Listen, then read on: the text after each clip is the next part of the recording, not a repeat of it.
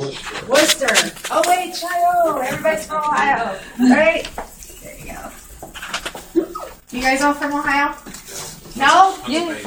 We got some Pennsylvanians here. Thanks for not wearing your Steelers gear. Because you have to take that off to get pictures. I know, we beat them. We got to be proud. Well, my name's Ann. Welcome to the Christmas Story House. In 1983, this film was made. I'm from Cleveland here. I remember when it was being made, but I didn't get to see it in the theater.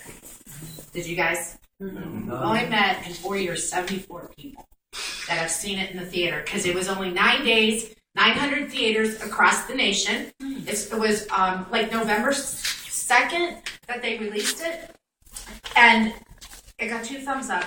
By the time everybody heard about it, it was gone. And usually you go see a Christmas movie the day after Thanksgiving. So it never got the credit it ever deserved. It was a low-budget film, great acting, great storytelling by Gene Shepard, who's the narrator, and a wonderful director, who is Bob Clark, and I'm a huge fan of him.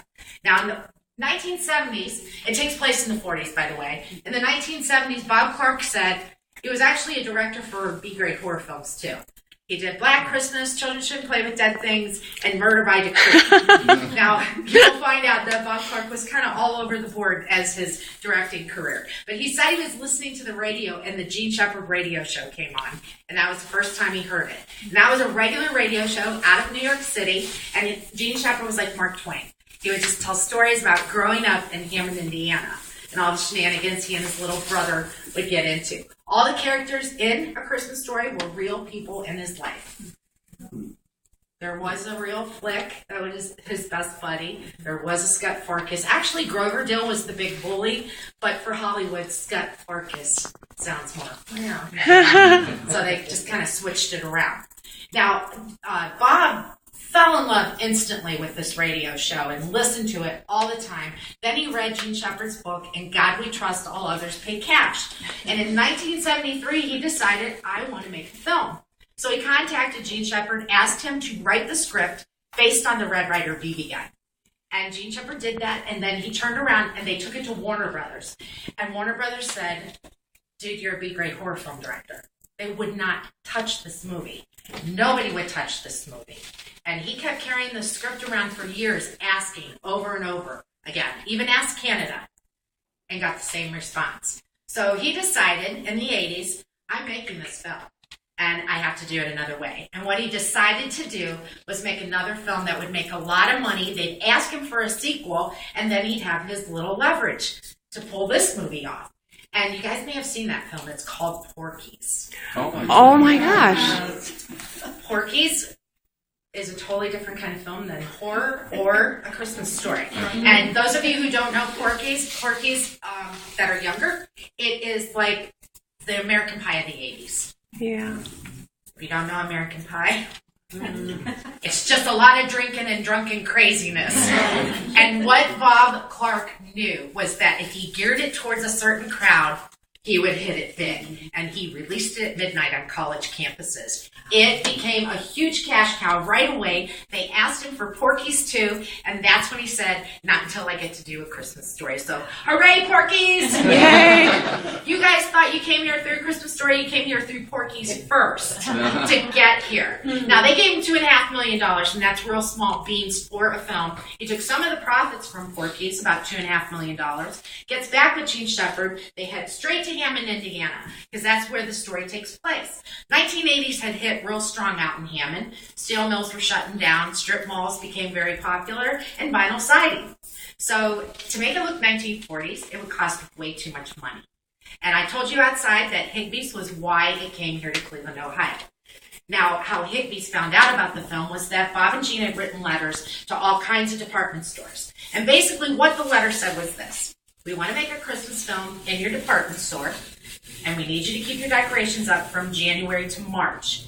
And also, we have children involved in this film, so we have to have you shut down at 6 o'clock at night. Then we're going to jack them up on sugar and get a bunch of strangers living around crazy throughout your department store, and we're going to film this movie.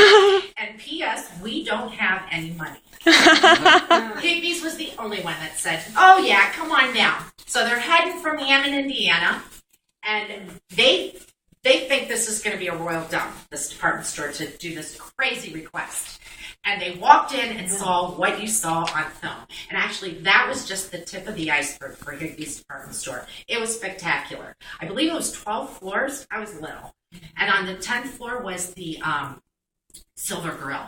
And you get your little oven as a kid with your food in it. The real Santa Claus was there. The Twigbee store was there where the elf would take you shopping for your parents. It was decorated spectacular, had the gorgeous chandeliers and those beautiful storefront windows. It was a huge ordeal for us to go downtown for the holidays and the daisy sale too, the spring. Now, Bob and Jean, when they walked in and they saw what you guys saw, they are jonesing. And they got a film there. And the president of Higbee said, okay, we don't have a problem with any of your demands, but we're a family-run company, so it has to stay a family film. And they had to rewrite one line in the script because of that.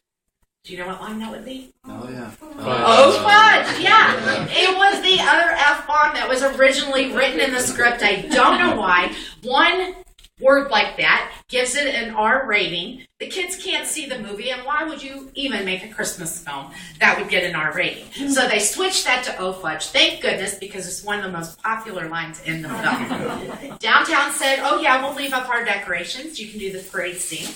And so now it was time to look for a house. And Gene Shepherd knew wherever there were steel mills, he would find the neighborhood he needed. So he just followed the steel mills. And just drove around randomly. They entered this neighborhood coming down Raleigh Avenue, stopped at the stop sign, and voila, here it was, this big house. Stands out from the rest of the homes, has the big wraparound porch, steel mills as the backdrop, that was a bonus. You could block off the traffic, real cheap and easy, and the neighborhood looked 1940s. And the neighborhood still looks 1940s. Yeah. So the man who owned this house, he hung out over there at the bar a lot.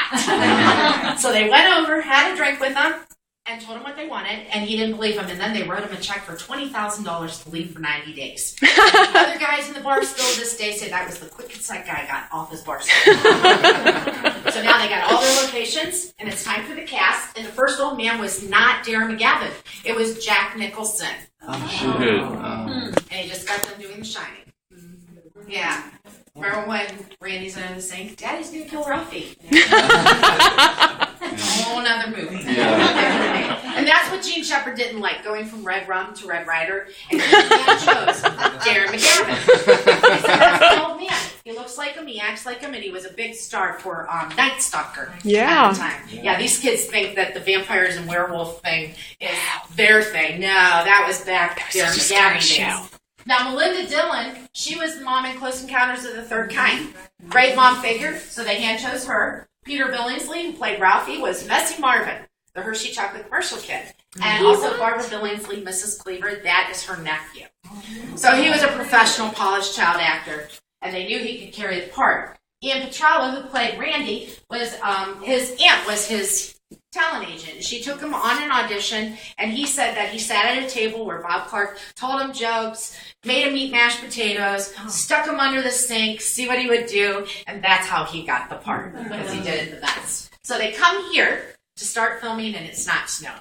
So they change the schedule a little bit. They go downtown to the Higbee store, do the Santa's Mountain scenes. And when you saw this kid screaming and crying, going down Santa's Mountain, that's because it was 30 feet high, and it was all done in the first take. They were not allowed to practice. So that was a real reaction. And the older gentleman, with his wife at the bottom of Santa's Mountain, when Ralphie and Randy run up, he says, this is the end of the line. The game's back there. That's Gene Shepherd, the writer. So now you know what he looks like. They come back here to start filming, and we got a problem. It's January in Cleveland, and we don't have any snow. Because in 1983, we didn't have any snow in Cleveland, Ohio. It was too cold to snow. It was only 10 degrees above zero for the highs. So they had to pay for the snow, and the fire department came in. And they sprayed fire foam bubbles, sprayed the trees with water for the icicles, and when you saw that Midwest storm come in, that was instant mashed potato flicks. So all the snow is Hollywood magic. None of it was real. So see if you can tell when you watch it the next time. Randy fell 2 doors down. He couldn't get up. All the black fart scenes were out back. Ralphie almost shot his eye out. Filmed inside here, coming down the long porch. The leg lamp was being delivered. And there's a great story about the crate. One of the delivery men are in the museum, so Jim will tell you about that. Also, Ralphie, so poison went blind. coming down that long porch. My favorite one, though, is when the family's in the front window, the old man's across the street, and he's telling them to adjust the leg lamp, and then the crazy neighbor Swede runs up. What do you got there, Parker? That crazy neighbor's Bob Clark, the director. And he did that on impulse. He just jumped into that scene. And look at his clothes the next time. He has on a 1983 Cheektowaga, New York firefighter's jacket. It says Mike and a Miami Dolphins stocking. So he's not dressed 1940s. He said, nobody will notice, but I'm telling everyone. So everybody noticed that. The snow situation is eating the budget alive. Miss Shields is 8 months pregnant. And she lived in Toronto, so Bob made an executive decision to take everybody up to her to do the famous Flick gets his tongue stuck on the flagpole scene. And it was stuck, but that flagpole was a PVC pipe. Had 2 holes in it. Flick stuck his tongue up here, and they turned a vacuum on down below. So it was stuck. It just wasn't nice because you cannot hurt people when you make a movie. Bowling Chop Suey Palace was a bowling alley front in Chinatown, in Toronto. They just unlit the W so it said bowling instead of bowling. And you can see that W when you watch it. Our little figurine, too, the Department 56 says bowling on the side. That's why it says that.